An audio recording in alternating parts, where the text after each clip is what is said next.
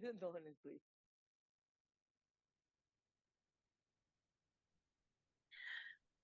Hola, ¿qué tal? Pues con la sorpresa de que estamos nosotras hoy en lugar de Arturo, y que no hay cortinilla porque no tengo ni idea de cómo ponérsela y que estamos aquí la mesa insumisa tomando por asalto los pasos de la semana.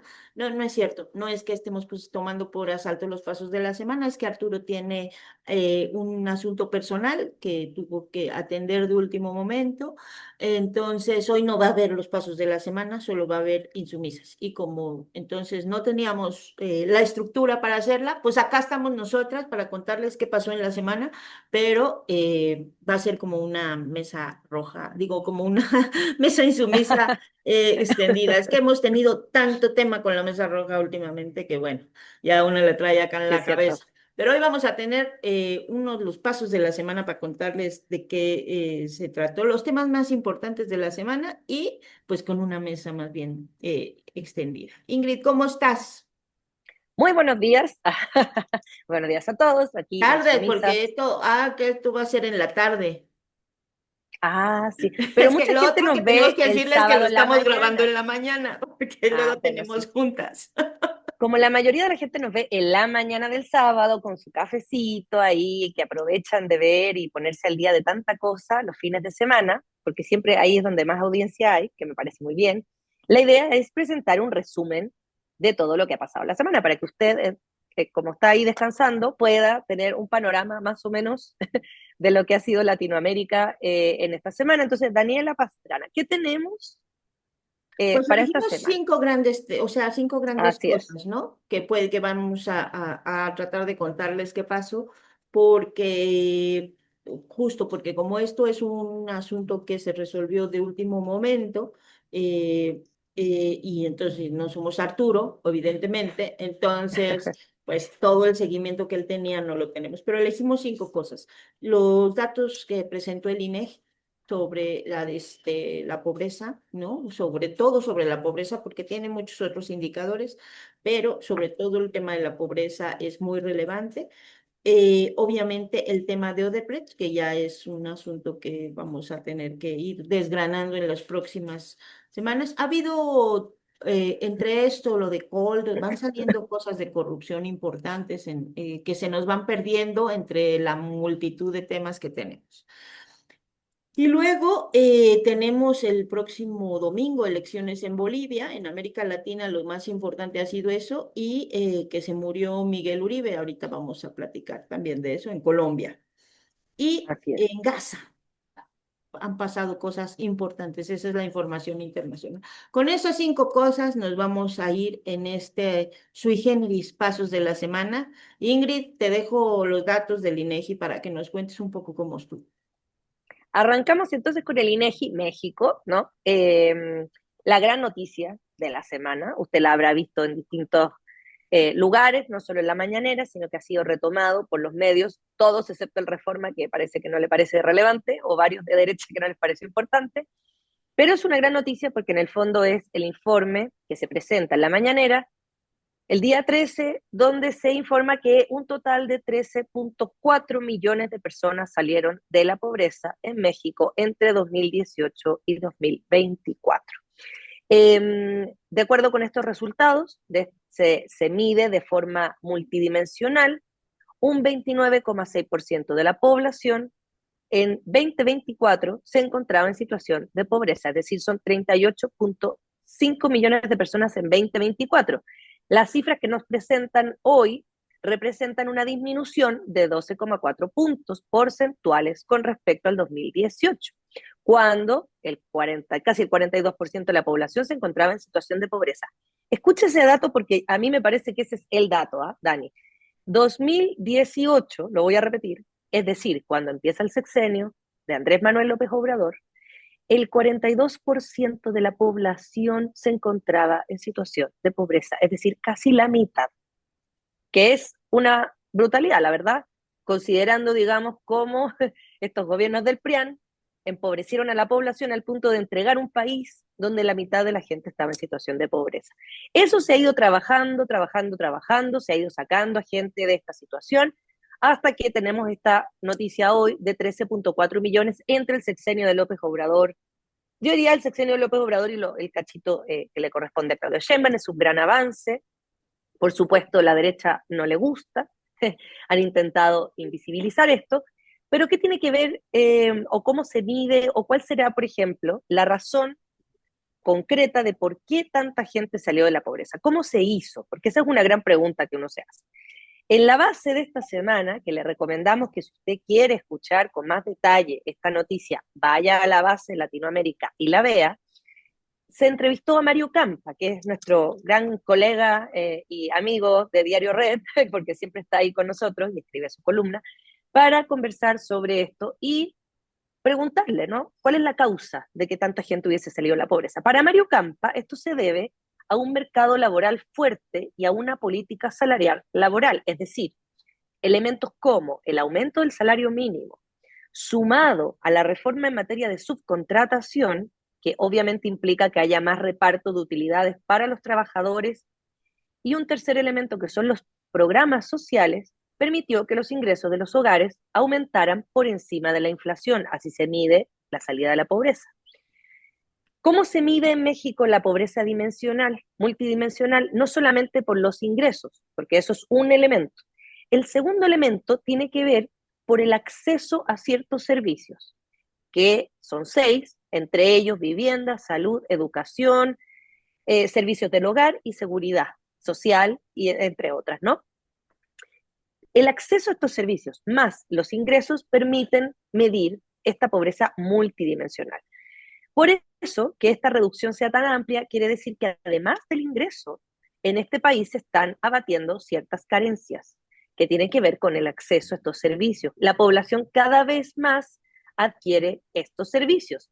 Y nos recuerda lo que ocurrió en Brasil, por ejemplo, donde también se sacó a mucha gente de la pobreza, las clases más precarizadas suben a una cierta clase media, y ya cuando se sube a la clase media, también se exige un mayor estándar de servicio, entonces es seguir trabajando y trabajando y trabajando para ir sacando gente de la pobreza, pero también ir aumentando la calidad en los servicios.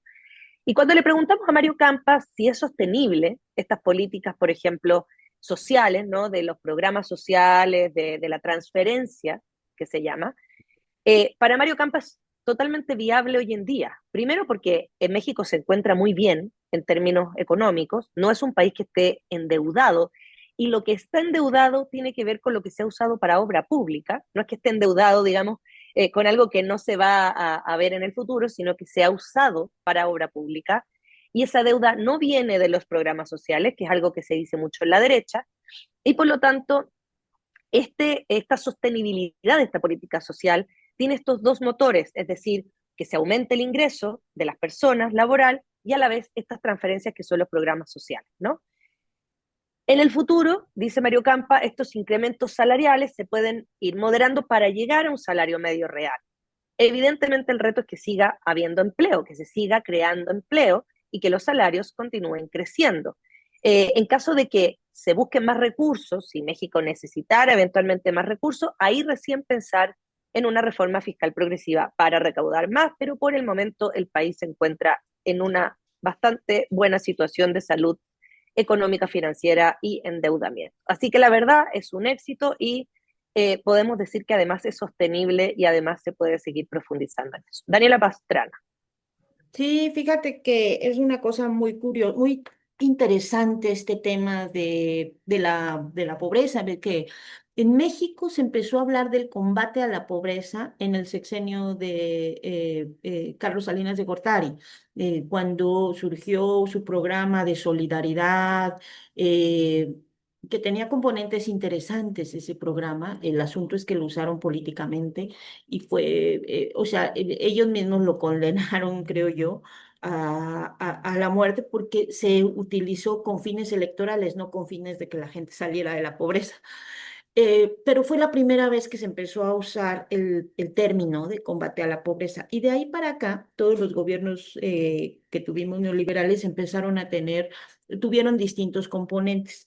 Muchos en México recordarán este de solidaridad porque se le metió muchísimo Sí, claro. dinero a la publicidad. Y se hizo esto de que la gente en la comunidad se organizaba y había quienes se les daba como un el gobierno ponía una parte y la gente ponía la mano de obra para hacer cosas de infraestructura, sobre todo de infraestructura. Lo que según Salinas de Gortari quedaba pendiente en el segundo piso de su proyecto liberal era que en los proyectos productivos, es decir, que eso a la gente le diera posibilidades sí, de mantenerse económicamente, ¿no? De crear posibilidades de estructuras comerciales que le permitieran también la producción. Ahora, el problema con ese proyecto o con ese programa era que, pues la política, dos cosas. Uno, que realmente estaba diseñado o pensado en realidad o se fue pensando para ganar las elecciones y ganaron. O sea, de 1988, que fue el fraude, a 1991 casi bajaron al PRD al 17%. O sea, realmente consiguió mucho con ese proyecto del Pronazul. Creó incluso la Secretaría de Desarrollo Social, hoy Secretaría de Bienestar, pero se creó porque fue cuando se empezó a hablar de eso. Y entonces con ese programa, digamos, era como, ya, decía yo, tenía dos conflictos. Uno, el asunto de que es cómo se instrumentalizó políticamente, pero el otro era que iba, mucho de lo que se pudiera intentar iba a contracorriente de la liberalización con el Tratado de Libre Comercio. O sea, cómo vas a fortalecer la producción o cómo vas a establecer redes comunitarias de productividad cuando el país está metido en la liberación total y la globalización y el libre mercado internacional. Entonces, digamos que eran dos sentidos muy distintos y al final de cuentas, pues sí, terminó muerto ese programa. Lo terminó de matar un señor que se llamaba Santiago Levy cuando entró Cedillo. Cedillo era súper tecnócrata, cero político. Y entonces ahí hubo una pugna en lo que era Sede Sol entre lo que hacía eh, Carlos Rojas, que había diseñado ese proyecto, ese programa de solidaridad, y Santiago Levy, que venía de los tijeretazos, de los súper tecnócratas, y entonces crearon este rollo de progresa, que era lo focalizado, es decir, a una persona le vamos a dar el dinero directamente, pero no era universal. Entonces, lo que ocurrió con estos programas focalizados es que, por un lado, se rompió el tejido social, lo que se había hecho en cierta parte con solidaridad de que todos trabajaban en la construcción de su carretera o lo que fuera. Aquí se rompió el tejido social totalmente porque la computadora decía, le vamos a dar a estas 25 familias y a estas 25 no, de la misma comunidad, por el tema, se medía por el ingreso, ¿no? Y entonces, pues no, a la otra familia no le tocaba, de la misma comunidad pobrísima. Entonces, pues terminó fracturando todo y también generando muchas dinámicas de corrupción con esto, porque, por ejemplo, a las mamás les daban dinero para que los niños fueran a la escuela y entonces las mamás le pagaban al maestro porque los niños tenían que irse a trabajar y entonces para que les pusieran las asistencias de que sí habían estado, pues le terminaban dando dinero al maestro o al médico porque también tenían que tomarles las asistencias. O sea, se hacía una cosa muy clientelar y muy de mucha corrupción.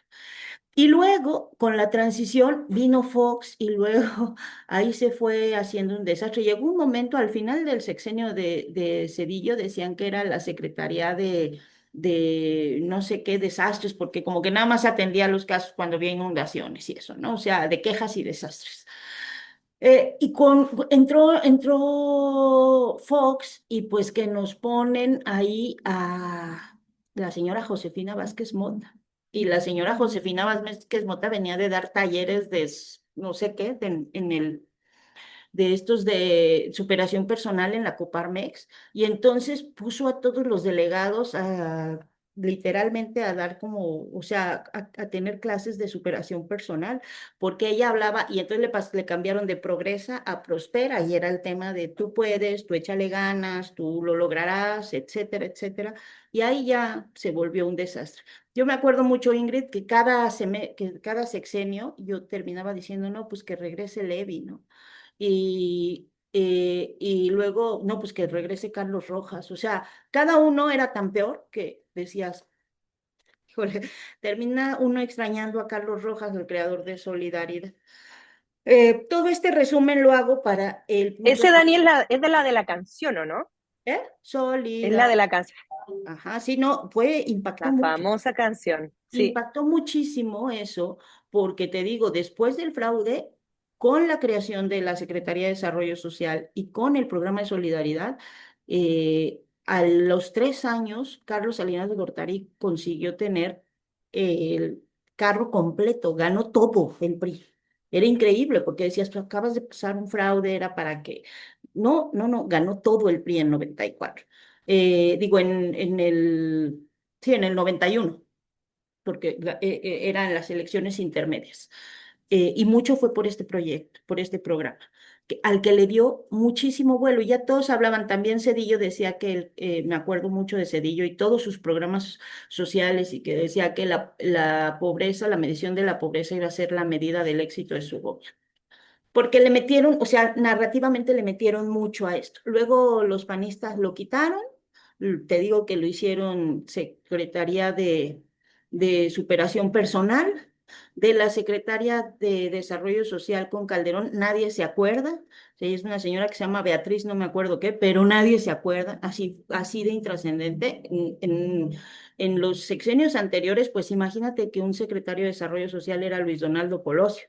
O sea, Manuel Camacho. O sea, sí, sí, tenía un peso, se creó con un peso muy relevante y después pues se fue perdiendo, se fue perdiendo, se fue perdiendo hasta que llegamos con,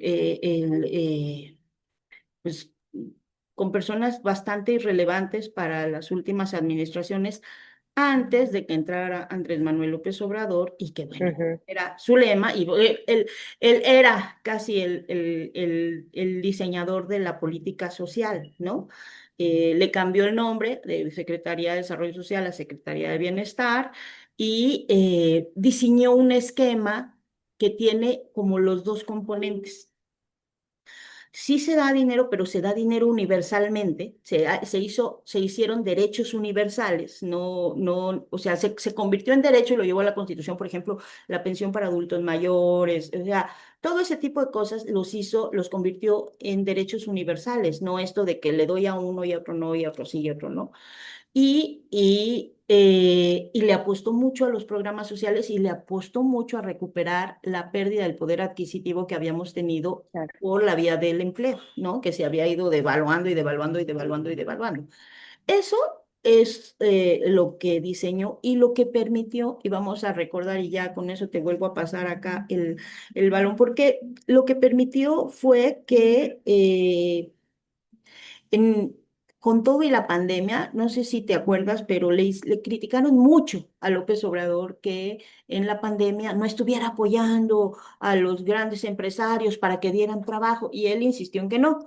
Y él insistió en varias cosas. Uno, no endeudamiento, como bien dices, los endeudamientos son por el tema Desarrollo de del infraestructura, desarrollo o sea, o en el tema de la deuda que ya traíamos de PEM, la infraestructura, todo eso, pero no trenes, exacto. aeropuertos, o Todo sea, eso, pero no, no tiene que ver con generar deuda para los programas, porque lo que sí hizo Calderón, y eso hay que tenerlo bien claro, es que, por ejemplo, pedían préstamos al Banco Mundial para financiar los programas sociales. No, pues es que eso nos iba a dejar como lo hace la derecha que endeuda a los países terriblemente con el FMI. horrible, horrible, pedía préstamos para los programas sociales. Bueno, Andrés Claro, Manuel se amarró ahí en la pandemia, dijo, no, vamos a aumentarle y vamos a darle a la gente abajo para que se haga al revés, o sea, que el dinero que esté circulando, porque la gente más pobre tiene dinero y entonces puede ir a comprar, y eso de irle a comprar, pues ajá, le ayuda a los dueños de las empresas porque le van a estar comprando. En claro. lugar de darle dinero a las empresas y que se queden con la mayoría y no baje nada, pues que la gente haga que esté circulando el dinero. Y esa fue su apuesta, le criticaron mucho, pero al final, pues es un país que con todo, y eso es lo más relevante, con todo y la pandemia que paralizó al mundo, pues tiene estos números que pues habían dicho que eran 6, que eran 9, y el Banco Mundial decía que eran 11, y ahora el INEGI nos dice no. Señores, fueron 13,4 millones de personas los que salieron de la pobreza con este modelo de López Obrador. No es un tema menor, ¿eh? Y claro que hay muchas cosas que se van tendrán que ir desmenuzando con mucha claridad y con mucha responsabilidad en los otros indicadores, ¿no? El de salud, el de acceso a la salud, el de educación y el de vivienda. Yo del que tengo más claro es el de salud, porque me lo explicó el doctor Hugo López Gatell en una entrevista hace como unos 2 años, el año pasado creo, cuando estaba también en la campaña interna, un poquito antes, que es el tema de que en realidad él me decía la pregunta que hace el INEGI, porque ya esto ya había pasado antes, de que decían, era Coneval el que había diseñado esa pregunta en realidad, y veo que INEGI la mantiene, te preguntan si tienes acceso, y como se desapareció el seguro popular, la gente ya no tiene su carnet de seguro popular. Entonces mucha gente contesta que ya no lo tiene, porque lo que ocurrió es que se universalizó el servicio, ¿no? Entonces, de algún modo está diseñada la pregunta en la encuesta que hace que la gente dice, no, pues yo ya no tengo mi tarjeta. Eso no significa que no tengan acceso al servicio, porque ahora es universal. Entonces, por supuesto que ahora hay más acceso. Pero es ese tipo de cosas finas que tendremos que ir desgranando de la información que dio el INEGI. Ahora sí que con las personas expertas se los vamos a estar contando, ¿sí? En pie página, por supuesto, y en Diario Red también. Pues sí, Yo y me yo creo eché que ese es el todo, es mi elemento, tema ya sé, favorito, me lo pero sé de memoria, estuve en es todo, o sea, a Cedillo es le que es un seguí muy todo. buen tema, es un muy buen tema, Dani, porque si yo simplemente digo que el país se entregó con casi la mitad de la población en situación de pobreza, hay que entender por qué llegamos a eso, qué gobiernos fueron los que fueron, digamos, desmantelando el tejido social.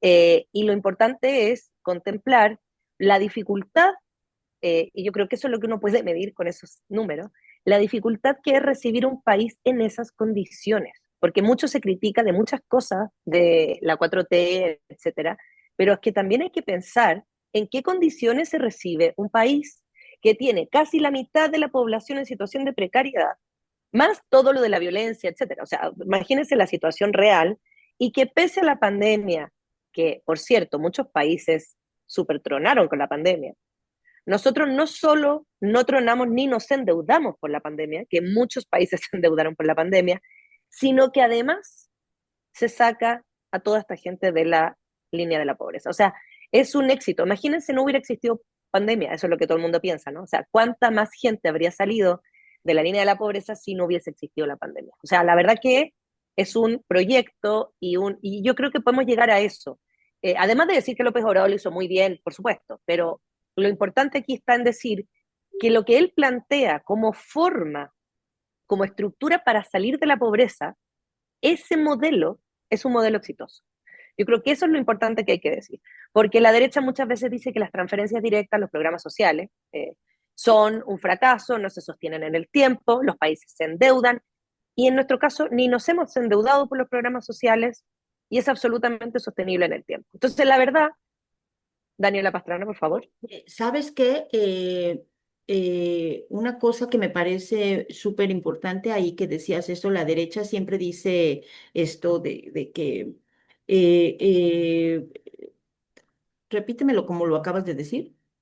Que los programas sociales no se pueden sostener en el tiempo porque Eso me llama sobreendeudaría al me país. dice mucho porque justo esa derecha es la que creó lo que yo te decía de Santiago Levy, de Progresa, que eran programas sociales focalizados con dinero directo a la señora, directo, así, así directo, las becas de Progresa, eso eran. Entonces, a mí lo que me impresiona mucho es eso, ¿no? O sea, cómo van al final tergiversando las cosas, porque es lo que ellos diseñaron. La única diferencia Exacto, ellos lo hacían a un sector de la población que hacían como sus computadoras y sus bases de datos, lo que les decían, medían por ingresos y le daban solo a una parte y se endeudaban para hacer eso. Y en cambio, ahora se hace de forma universal. universal. ¿no? exacto. Entonces, Más pero es extendido aún. la misma cosa de, a ver, darle a la gente dinero sin intermediarios, decía Andrés Manuel, ¿no? El asunto es con qué cara, ¿no? Con qué cara nos vienen ahora a endilgar cosas como si no tuviéramos memoria. Y la otra cosa que me llama mucho la atención es que además de México, que es México es el caso ahorita que estamos ocupándonos, pero si hacemos una revisión de los gobiernos progresistas que ha Ujú, habido ujú. en este siglo, casi todos han tenido buenos resultados en la Sí, reducción de la pobreza, muy buenos. O sea, el más conocido es el de Lula, pero está Bolivia, está Ecuador de Correa, está Bolivia con Evo, los 13 años de Bolivia, está Ecuador con correísmo. está Los Kirchner, ¿no? En Argentina. Eh, entonces, eso es una cosa que tendríamos que estar evaluando. Vamos a hacer un trabajo próximamente de eso, porque creo vamos a publicar, sí, ¿verdad que sí? Tendríamos que estar sí, evaluando eso. O sea, hay una cosa que sí está funcionando dentro de los gobiernos menos a la derecha, más a la izquierda, como le quieran llamar, progresistas, porque siempre, progresistas, no, progresista no, a la izquierda no. Bueno, los que no son abiertamente de liberales de derecha, para claro, definirlos de algún modo, ¿no?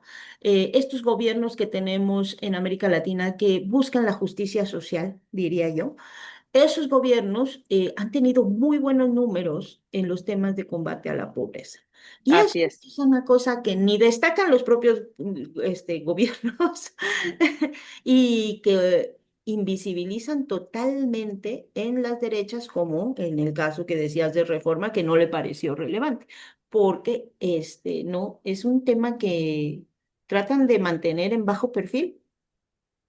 Claro, porque el modelo es exitoso y ellos plantean un modelo que es diferente, ¿no? El modelo de la derecha, que casi nunca implica transferencia directa, excepto a una muy pequeña parte de la población, pero generalmente no busca programas sociales ni nada, menos aún incrementar el sueldo mínimo, menos aún buscar derechos laborales, sino que lo que hace es favorecer a los grandes empresarios.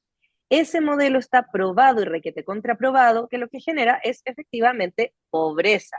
Y lo que genera también es polarización de los ingresos, es decir, que cada vez se concentre en menos manos la mayor riqueza de los países.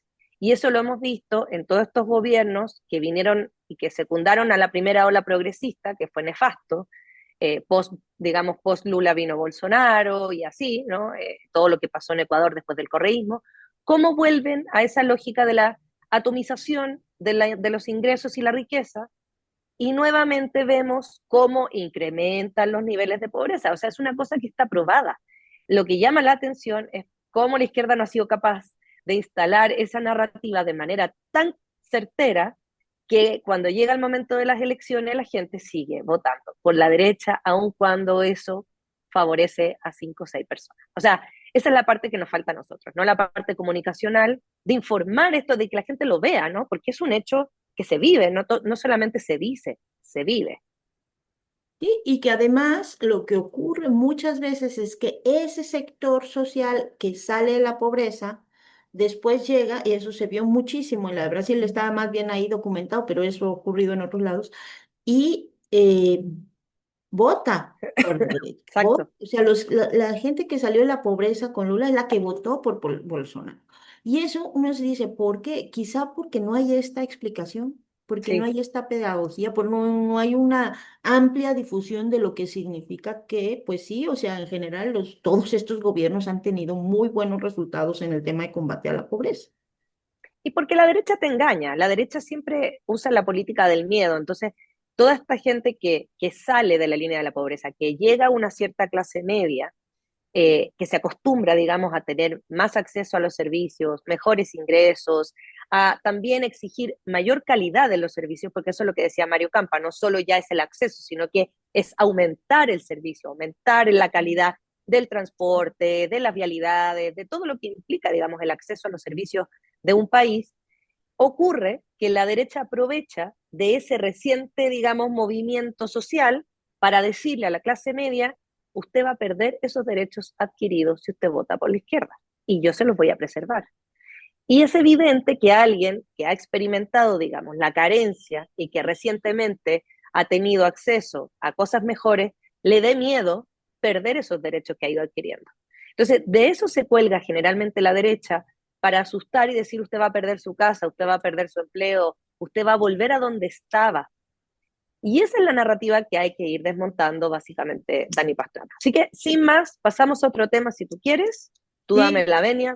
teníamos el de Odebrecht, ¿no? Que es en realidad una cosa ¿No? que todavía no tenemos tanta información. Detuvieron en Estados Unidos al exdirector de Pemex por el caso de de sobornos. Este caso de Odebrecht es como el mayor escándalo de sobornos registrado justo en estas últimas pues, décadas, ¿no? En toda América Latina es el mayor corruptor de gobiernos de América. ¿No? Y entonces, bueno, entonces el director Carlos Alberto Treviño Medina fue detenido en Estados Unidos, sería extraditado a México, donde está acusado. Estoy leyendo básicamente la nota que tenemos en el diario Red, porque justo es una nota que surgió ayer. Dice, donde está acusado en el caso de los sobornos del que la empresa brasileña Odebrecht habría otorgado a funcionarios mexicanos. Y eso, bueno, pues fue la nota que dio la presidenta Claudia Sheinbaum en su conferencia, pero insisto, todavía este es un caso muy largo, tendríamos que estar viendo qué tipo de sanciones puede tener, ¿no? Él fue director de Pemex en noviembre de 2027, de 2020, no, de 2017 a 2018 y fue denunciado por el otro exdirector de la paraestatal, que es Emilio Lozoya, de recibir 4 millones de pesos en sobornos, ¿no? Entonces, pues está en eso. Este es un caso, Ingrid, en el que, insisto, hay que revisar muy bien como la estructura jurídica porque están tan involucradas tantas personas y hay tantos Sí. dimes y diretes de pronto que y unos van haciendo que otros caigan y lo que quieras, pero el asunto es que a veces pasa, y pasó mucho, que, por ejemplo, en Brasil, y eso nada más lo quiero poner aquí como apunte porque hay que recordarlo, el juez Moro, que en el principio era el juez intachable que había metido y atacado y puesto sobre en el banquillo de los acusados a toda la estructura criminal, bueno, pues después le montó el lofer a Lula, ¿no? Y entonces es un caso que justo toca tantas cosas y es tan fácil que hay que tomar con muchas pinzas. Entonces esto lo vamos a estar desmenuzando obviamente en los días que siguen.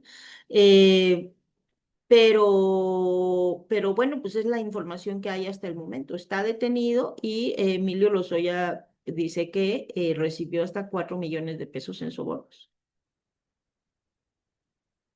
Y sí, este caso es muy complejo porque se ha utilizado para lofer también, entonces ahí hay que desgranar bien que sí, que no, que se usa políticamente y que no se usa políticamente. Ha salpicado a muchos políticos y a muchos empresarios de Latinoamérica, por un caso internacional, pero hay que estar observando con mucha mirada crítica. Yo no me compraría nada que diga que tenga que ver con Odebrecht porque efectivamente hemos visto su uso, ¿no? En cuestiones que son totalmente políticas. Entonces, sí, tengamos ahí nuestro recelo pequeño, esperemos cómo se desarrolla esa noticia. Y pasamos, si quieres tú, a Colombia. Colombia, que mataron, Colombia. digo, al final murió, ¿no? Miguel Uribe, el candidato presidencial, familiar del expresidente Álvaro Uribe, que acabamos de recordar felizmente o que más bien recordemos felizmente, fue condenado a ¿cuántos años? 13, ¿no? Sí, por ahora, porque igual tiene todavía un par de, ¿cómo se llama esto? Un 13 par años de de prisión. No por lo que instancias. quisiéramos, que es No. todas las violaciones a derechos humanos cometidas en su administración, pero bueno, pues ya fue condenado, el primer presidente de Colombia condenado. Entonces, Miguel Uribe era de su mismísimo partido, era, estamos ya en Colombia en la contienda electoral, con la contienda electoral abierta, allá son 4 años de gobierno, no son no son, Es cortito, es como Chile. no son 6 como en México, sí, Sí, es muy son poco. 4. Entonces ya ahorita estamos en la carrera electoral para el próximo año Sí. y pues él era senador, era eso, precandidato todavía de la ultraderecha y pues lo que ocurrió es que hace 2 meses, en junio, le dispararon en un evento, ¿no? Y terminó, mucho de esto se le atribuyó y de inmediato, como suele ocurrirse, a Petro de inmediato. Esto es un caso Ujú, extraño porque fíjense que él es el primer candidato presidencial o precandidato, porque no era candidato, precandidato de la ujú. derecha que es asesinado. En Colombia, o sea, en Colombia como nadie, como ningún otro país tiene una Magnicidios. historial de candidatos Uf, asesinados a la presidencia. Siempre de izquierda, siempre de izquierda. sí. Esta es la primera vez que no. Entonces, de inmediato todo el mundo intentó, pues, o sea, todos los medios intentaron sembrar ahí la duda de que podía ser el gobierno de Petro, ¿no? La verdad es que a Petro no le servía de nada, y menos cuando está este juicio contra el otro Uribe, cuando estaba abierto, ¿no? No le servía de nada.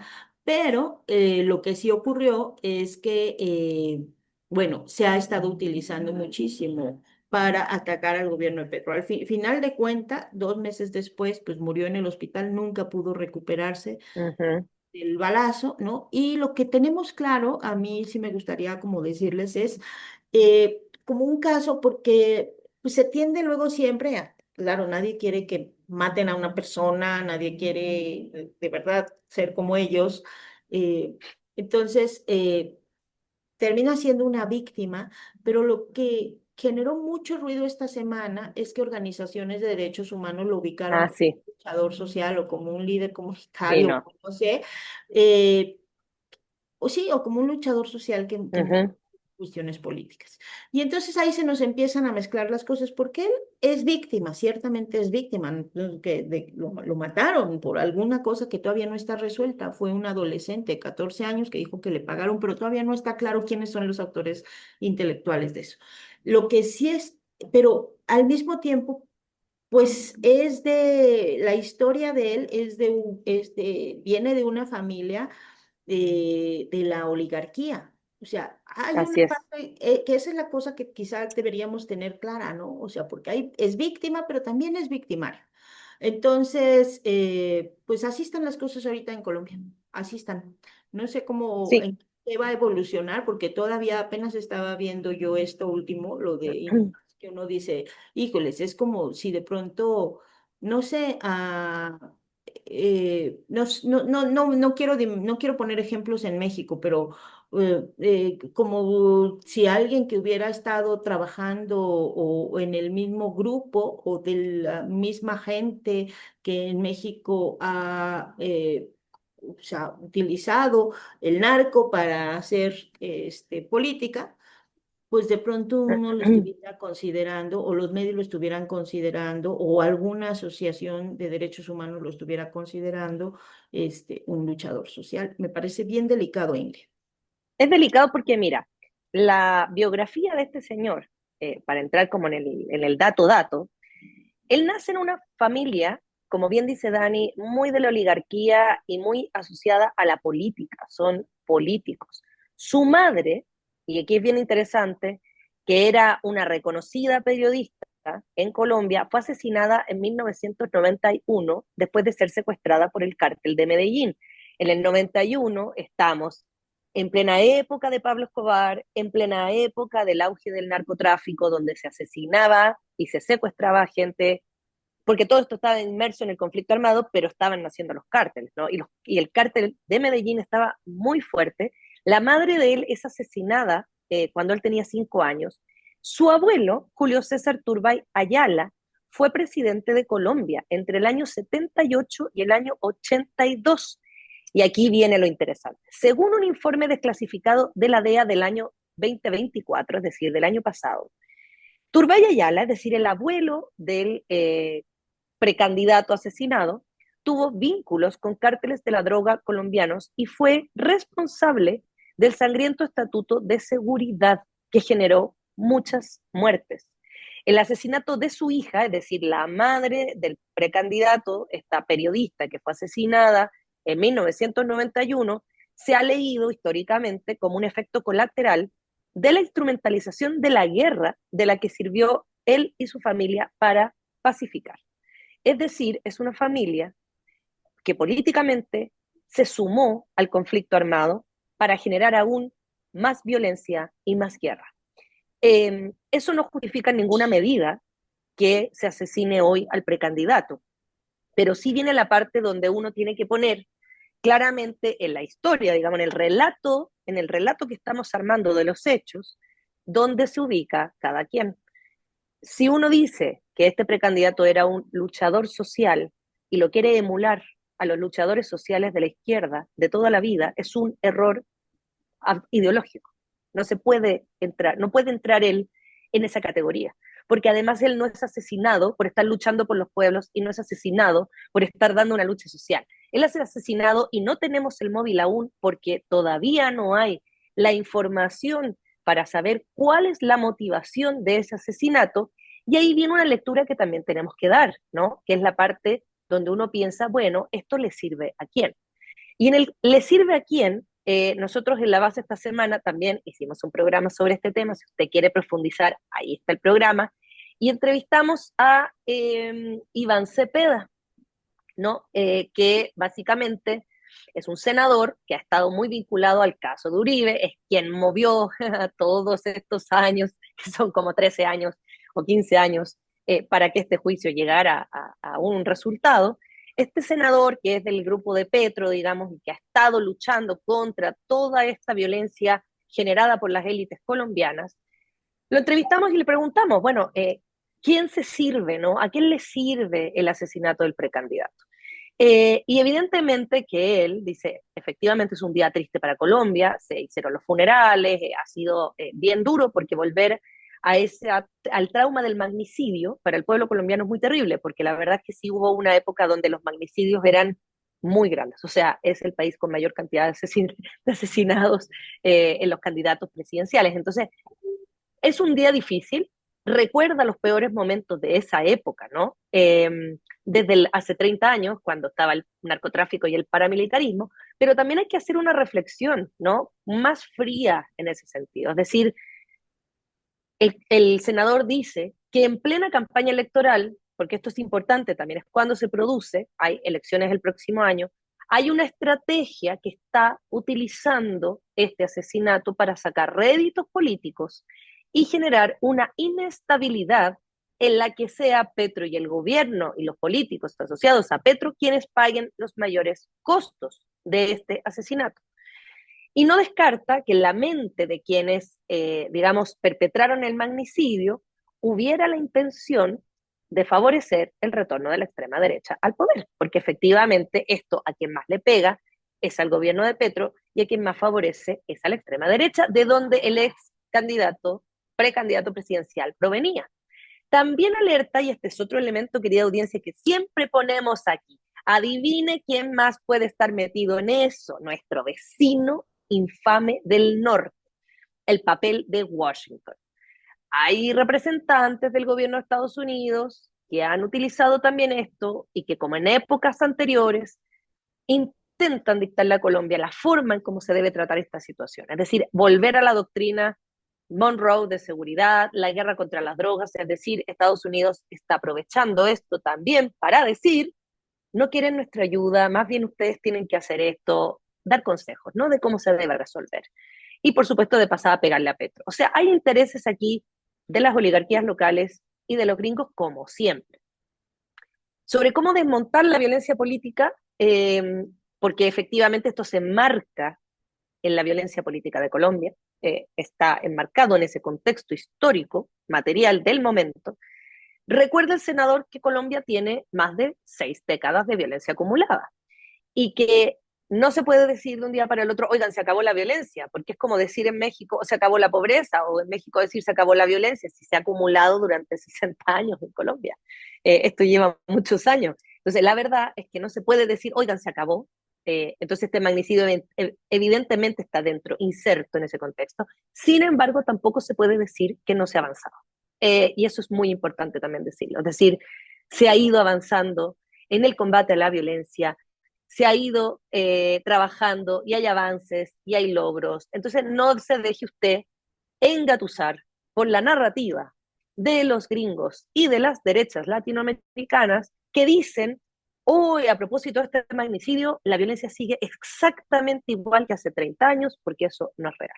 Este es un evento puntual, no se habían producido magnicidios en muchos años, y es un evento puntual que vamos a tener que observar con mucha suspicacia. ¿Cuál es la intención? ¿A quién favorece? ¿Quién se va a beneficiar de este magnicidio? Y ahí recién nosotros hacer nuestra evaluación. Daniela Pastrana, te cedo la palabra para... Tenemos dos temas pendientes. Tenemos Gaza, no sé si lo quieres dejar para el final o ahora, y tenemos las elecciones de Bolivia que son este domingo. Sí, mira, para lo de Bolivia es muy breve porque pues hay que esperar a los resultados que no parece que van a ser buenos porque no se logró resolver nunca el asunto de la división del MAS, ¿no? Que ahí hay que tener muchísimo cuidado, muchísimo. Ecuador y Bolivia tienen que sernos en muchos sentidos el ejemplo de lo que significa tener infiltrados. ¿Te acuerdas que alguna vez hace mucho en una mesa roja yo les decía, les ponía el ejemplo del Señor de los Anillos, ¿no? Y con este rollo Claro. de que aceptas cualquier cosa y de pronto dices, sí, o sea, por supuesto que yo estoy de acuerdo con el pragmatismo. Creo que ir de frente, frente a con un Uh enemigo -huh. muy grandote, pues no es una buena idea y está muy bien dar rodeos, No. y está muy bien abrir espacios y está bien, les decía que en El Señor de los Anillos, pues rodean un cerro y luego acuerdan con unos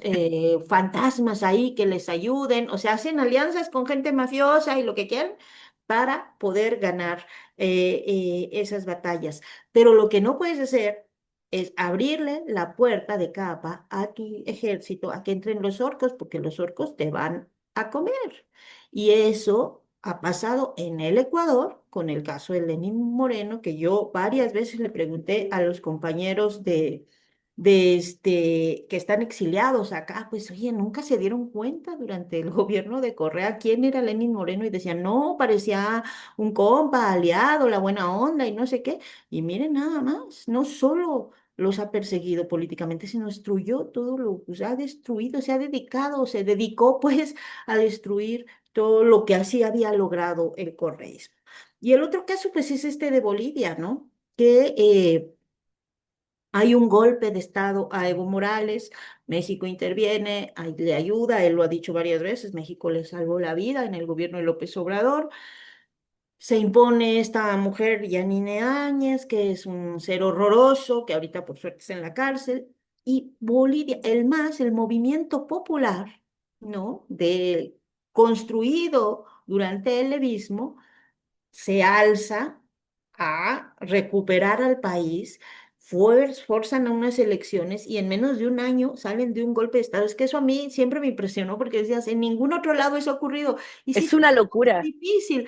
Te volviste a un golpe de Estado rapidísimo y forzaste a que hubiera elecciones. Y gana el MAS, y gana Lucho Arce. ¿Y qué hace Lucho Arce? Un desastre. Traidor, Un traidor. desastre, un verdadero desastre.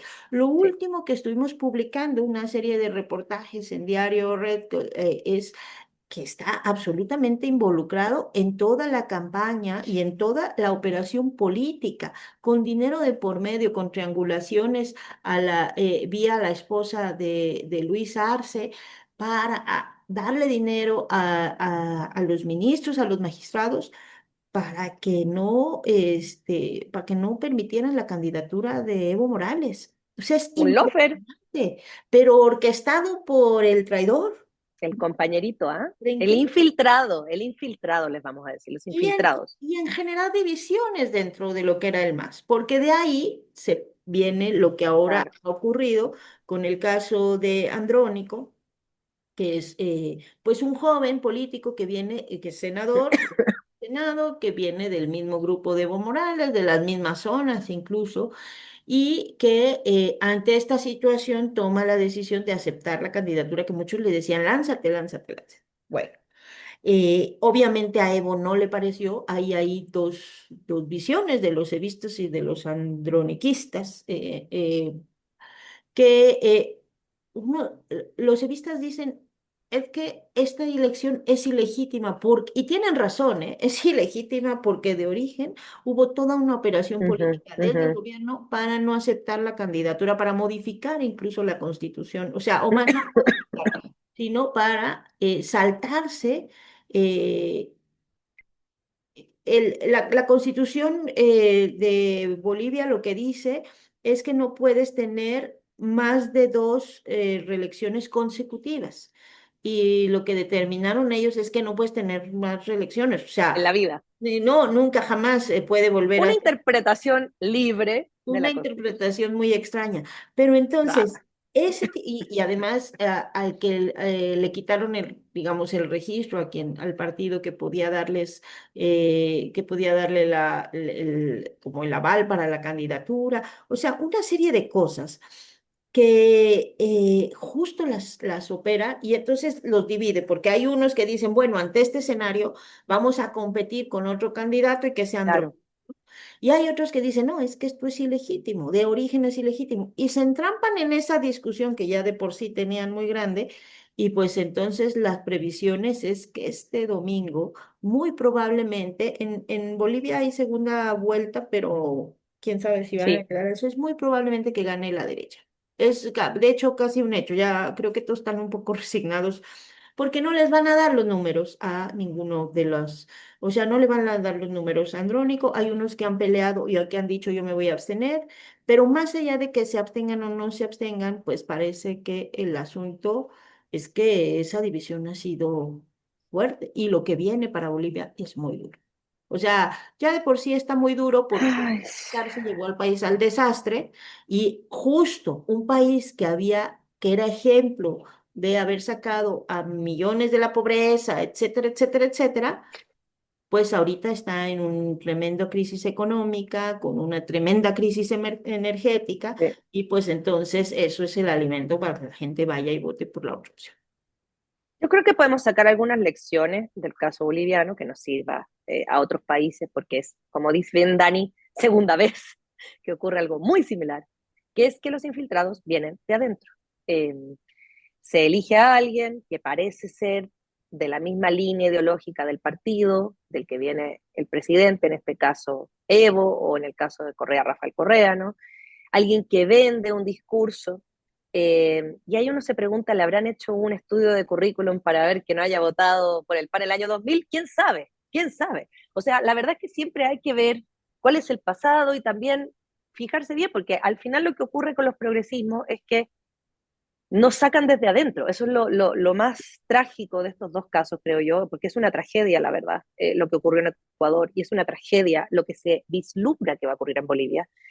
Y ahí también otra pregunta, Dani, que hay que hacerse es, ¿qué hace la izquierda cuando se encuentra enfrentada a sí misma, cuando se encuentra en una situación de desmedro, porque en este caso hay un lofer evidente, hay una deslegitimación de esa elección que es evidente, y frente a la deslegitimación, frente al enojo, frente a la frustración de no poder hacer nada, ¿qué queda hacer? Porque en el caso de Bolivia hubo como dos versiones, ¿no? De cómo resolver esta situación de injusticia, que es muy propia de las derechas. Una versión es, te la comes, te la aguantas, ok, me hicieron un lofer, voy a poner otro candidato, el que sea, no importa, porque yo voy a mantenerme en el poder, porque si yo salgo esto va a ser un desastre, no para mí, para la gente, porque la derecha mata, la derecha empobrece, la derecha precariza, la derecha aniquila poblaciones enteras. O la otra versión es quedarme en el enojo, deslegitimar una elección, evidentemente, porque el llamado al voto nulo es a deslegitimar el proceso de la elección, que tienen razón, porque efectivamente es una elección ilegítima. Decir, no vamos a votar por nadie, ¿verdad? Nos vamos a abstener, voto nulo en rechazo a lo que ha ocurrido con Evo Morales, voto nulo. Pero ese voto nulo, queridos compañeras, compañeros, va a provocar que salga la derecha, porque esa es la realidad de las cosas, digamos, porque hay una cosa que es el pragmatismo, hay cosas que quisiéramos, pero hay cosas que en la vida realmente ocurren. Y yo me pregunto si aquellos compañeros que llaman al voto nulo no habrán pensado que cuando salga la derecha, quienes van a pagar el costo de aquello va a ser la gente más precaria y pobre de, de Bolivia, del país. Y yo ahí tengo mis dudas, Dani, de verdad tengo mis dudas, porque yo entiendo que la izquierda da la lucha y entiendo que hay ciertas cosas que hay que poner, ¿no? Y poner en el mundo político, decir esto no es legítimo, nos rechazamos el proceso, rechazamos todo.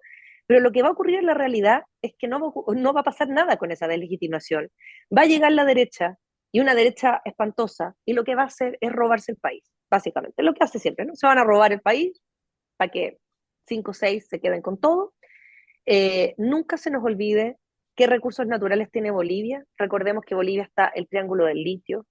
Recordemos que Bolivia en este momento es un botín muy interesante para efectos de las oligarquías de ahí, de Bolivia, pero también muchísimo para el vecino nefasto del norte.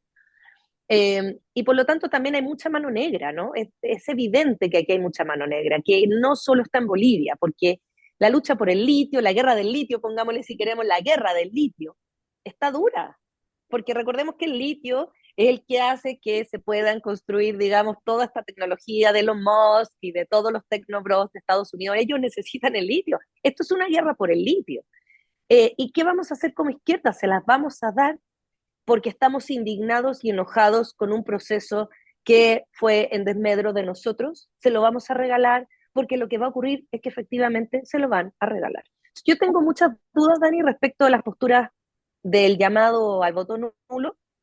Entiendo la molestia, entiendo la lógica de deslegitimar, pero conociéndole el mundo y la realidad cómo funciona, lo que va a ocurrir se ve súper horrible y lo vamos a padecer los próximos años, la verdad. ¿Sabes cuál es el problema, Ingrid? Que parece que incluso, aunque no hubiera, digamos que aunque o sea, es un tema los que están decidiendo anular su voto, pero aunque no lo hicieran y dijeran vamos a votar por Andrónico, puede ser que no les dé, y puede ser que no les dé la suma por el desastre que hay Sí, en Bolivia, en la que ha dejado Luis Arce el país.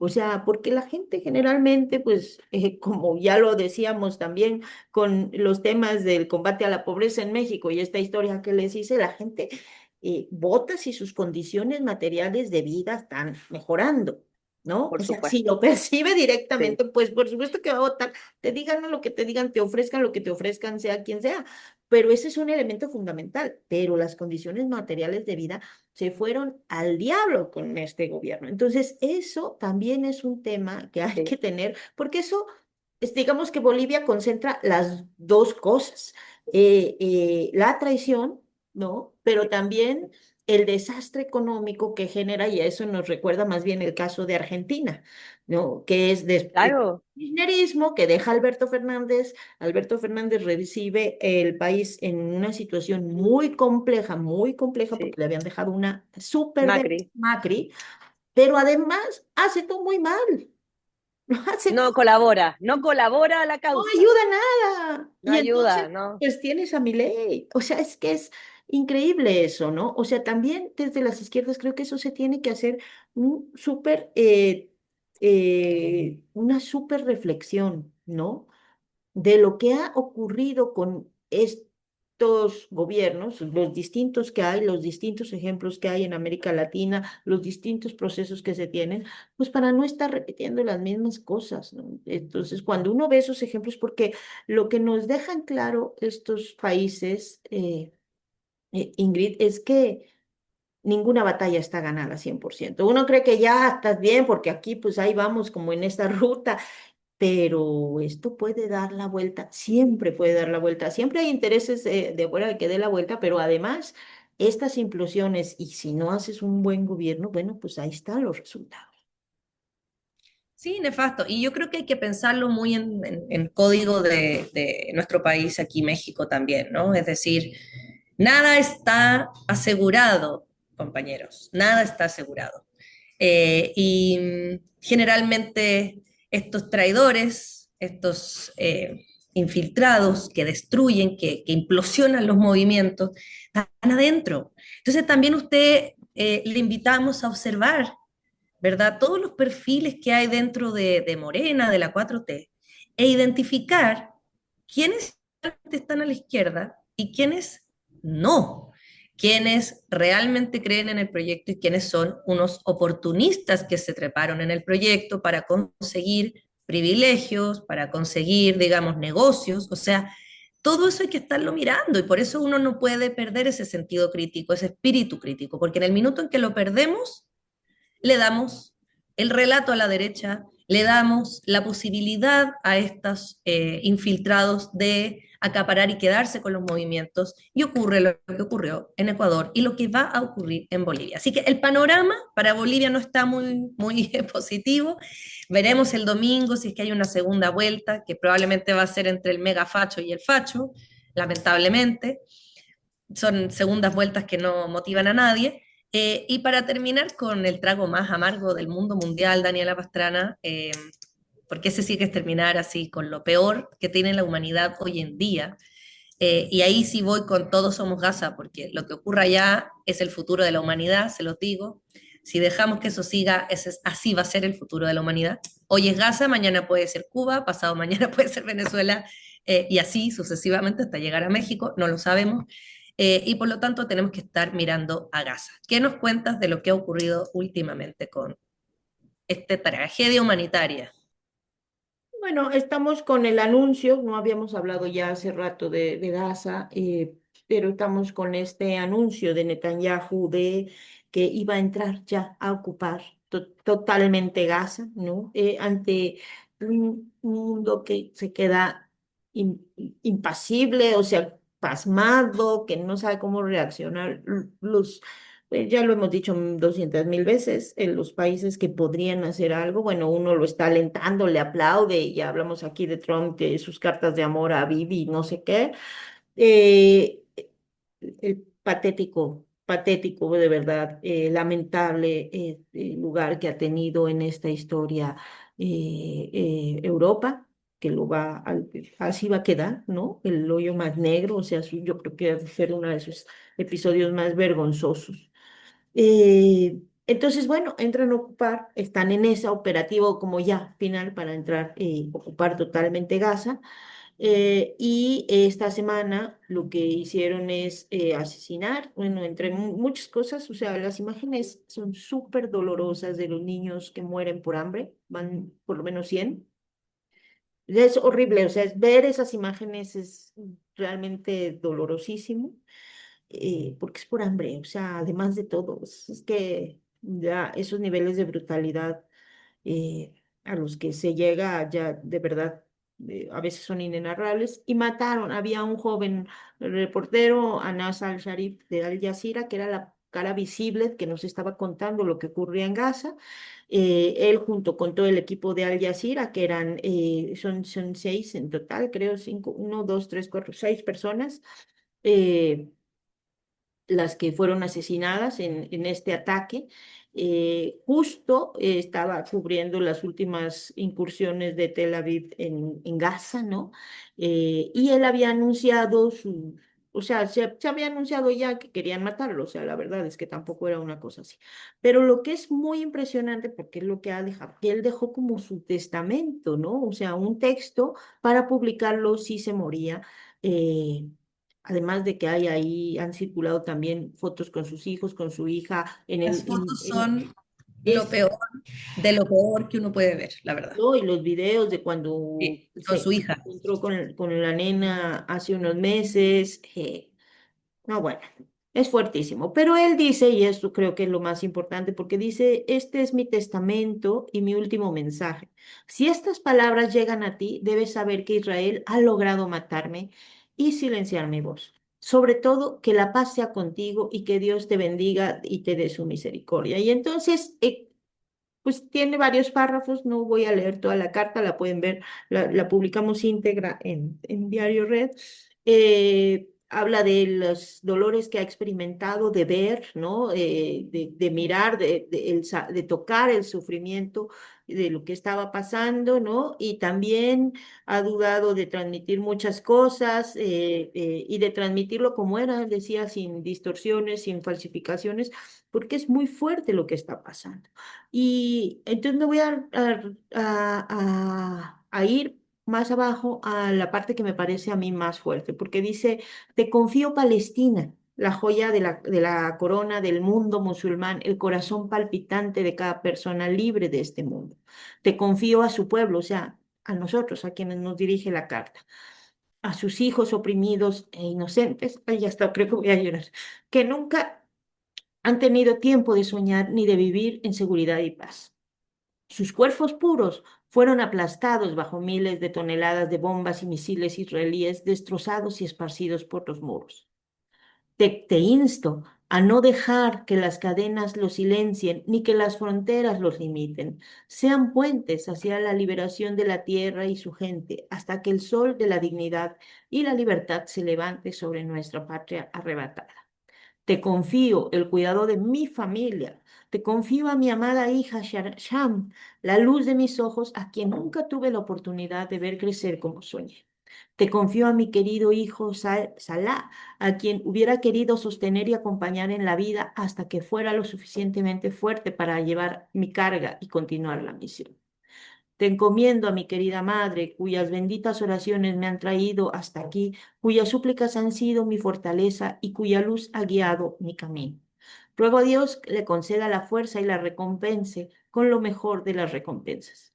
También te confío a mi compañera de toda la vida, mi amada esposa, Salar, de quien la guerra me separó durante largos días y meses. Sin embargo, se mantuvo fiel a nuestro vínculo, firme como el tronco de un olivo inflexible y paciente, confiando en Dios y soportando las cargas en mi ausencia con toda su fuerza y fe.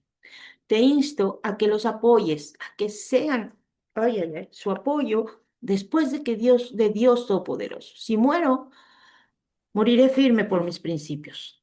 Testifico ante Dios que estoy contento con su decreto, seguro de encontrarme con Él y seguro de que lo que está con Dios es mejor y eterno.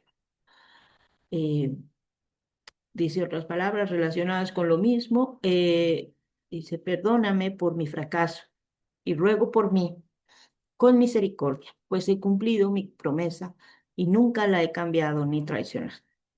No te olvides de Gaza. Y no te olvides, ay, ya no puedo, pero bueno, ese es el final. Nos piden no Te olvidarnos. reemplazo, te reemplazo. No, es la verdad que, ¿cómo no indignarse?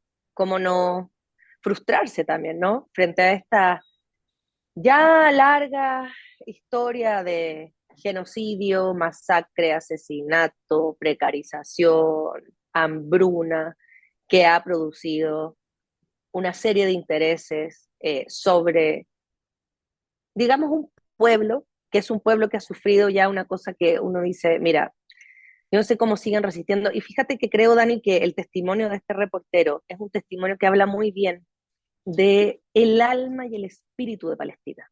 El espíritu de Palestina es de una resistencia que la verdad admirable, ¿no? Admirable para el resto de la humanidad, porque no solo es sufrir y sufrir y sufrir, sino que resistir, poner el cuerpo con todo lo que eso implica, y ahí está el testamento de este reportero, donde él sabe lo que va a pasar.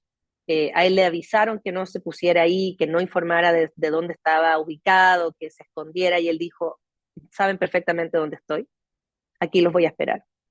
Él sabía lo que iba a pasar, y por eso escribió esa carta, para dejar ese testimonio, ¿no? En el fondo de, yo no voy a dejar de mostrar, de visibilizar lo que está pasando acá, yo no me voy a esconder, yo no voy a elegir ni siquiera a mi familia por encima del pueblo palestino, porque es más grande que mi familia pequeña, digamos, nuclear, porque ese concepto del colectivo, de ese pueblo, implica salirse incluso de sus quereres más cercanos, de esa relación con sus hijos y decidir libremente, no voy a ver crecer a mis hijos porque yo tengo que estar acá haciendo esto, ¿no? Y me voy a quedar acá hasta el final. Y efectivamente es un mártir, como le llaman ellos, ¿no? De la causa palestina, junto a otros 5 reporteros que han estado cubriendo el medio Al Jazeera desde el principio y que han sido nuestros ojos en Gaza, porque cuando se silencian a los reporteros, ya no sabemos qué. Dani no se escucha, estás en silencio. No dije nada. Ah, cuando se silencia al periodismo, se silencia la verdad, como dicen, y en este caso la única opción que teníamos de enterarnos lo que va a seguir ocurriendo con Gaza, que cada vez se pone peor, eran efectivamente estos grupos de periodistas que han sido asesinados. Se ha matado más periodistas en Gaza que en cualquier evento histórico bélico de la historia de la humanidad. Por lo tanto, podríamos decir, sin, digamos, incurrir en errores históricos, que este se trata de la masacre más brutal, violenta y documentada que existe hasta la fecha. Eh, y estamos hablando de que antes tuvimos bombas atómicas, antes tuvimos guerras mundiales, antes tuvimos varios genocidios en África sobre todo, pero lo que estamos viendo en Palestina ya es una degradación, ¿no? Es una cosa consistente, permanente, de una máquina de matar mucho peor que la de los nazis, donde lo que estamos observando estos días es cómo se utiliza el hambre para matar gente y al estilo nazi, cuando se le decía a la gente que entrara a las cámaras de gas para que fueran a descansar o se sentaran ahí o lo que fuere y mataban a la gente, aquí se le dice a la gente que venga a comer para matarla. Y eso es lo que estamos observando. Es al estilo nazi, eh, que yo diría que es mucho peor porque ya es, en términos de volumen, tiempo y consistencia, mucho peor. Que a usted no le engañe el sionismo diciendo que ellos padecieron los peores males, porque la verdad que el pueblo palestino sí que conoce del horror.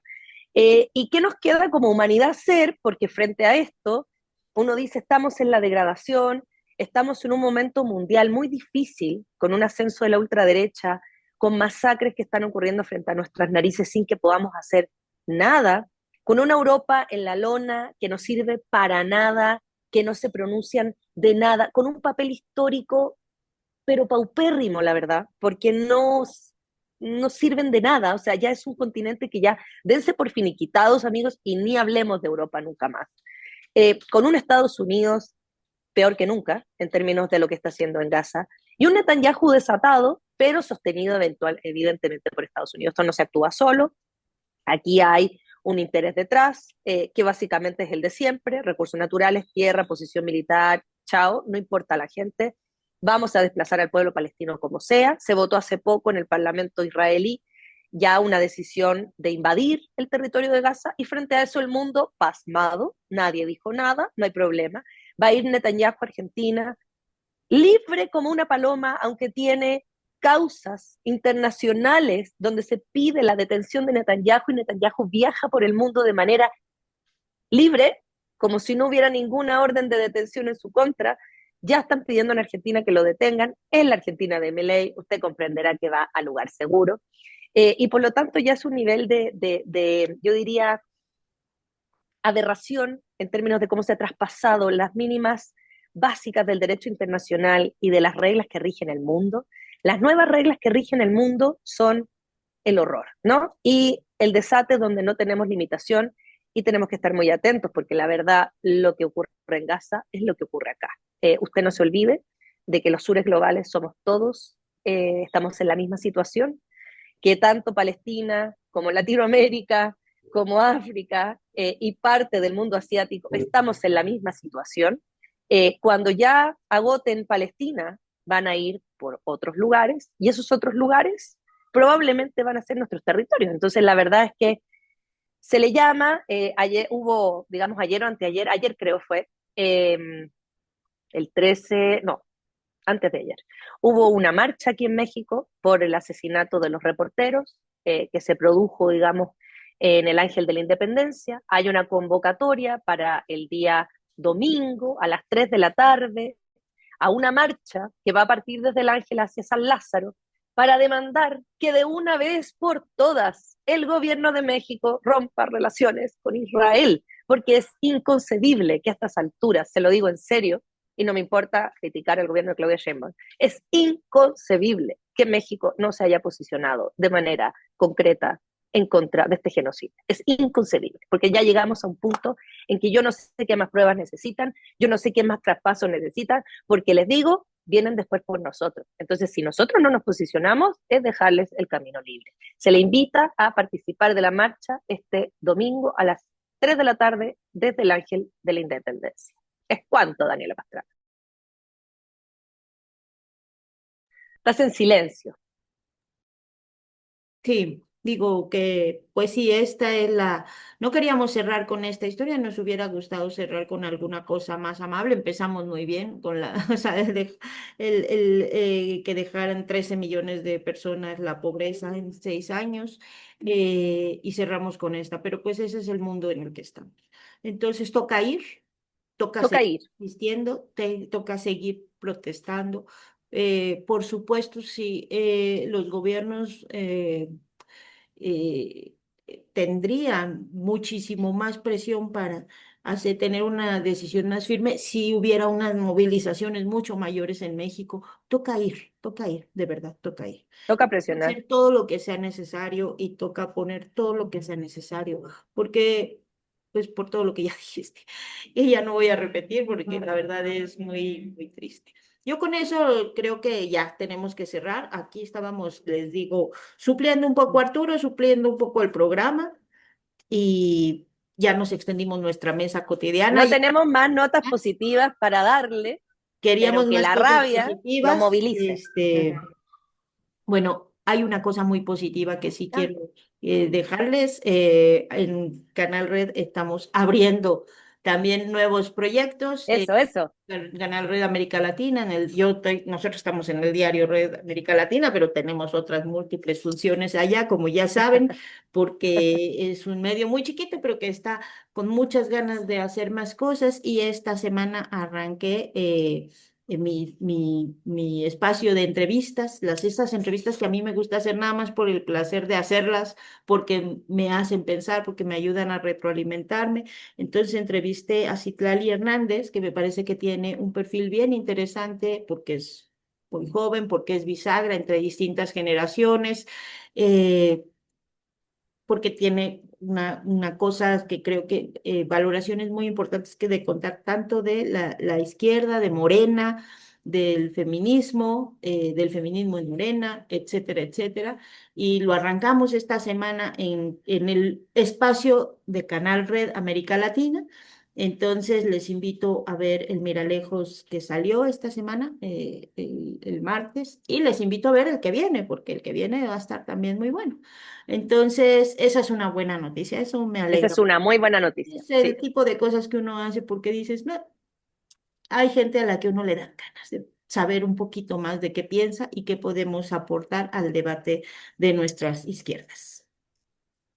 Invitarles nada más a que si quiere seguirse informando en este sábado, porque la mayoría nos ve el sábado, ¿no? Y está ahí como en su cama y no se quiere levantar porque las lluvias de esta ciudad van a hacer que construyamos un arca de Noé y salvemos perritos yorkies como Alessandra Rojo de la Vega.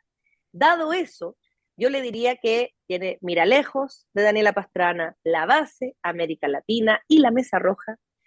Le invitamos además particularmente a ver La Mesa Roja, que sacamos un especial, que está muy interesante, que es del día miércoles, está en pie de página, o a ver La Mesa Roja en su programación habitual, también en pie de página, grabada ahí en Capital 21. Entonces, material tiene de sobra. Y si quiere leer, ahí está Diario Red, para que lea todas estas notas que traemos el fin de semana, porque por Dios que estamos con Y pie información, de Daniel. página el domingo, mañana. Y Bueno, hoy, pie de mañana. página, exacto. Los O hoy o de domingos, la semana pasada, pero está saliendo los domingos y está teniendo muy buenos sí, materiales, la verdad.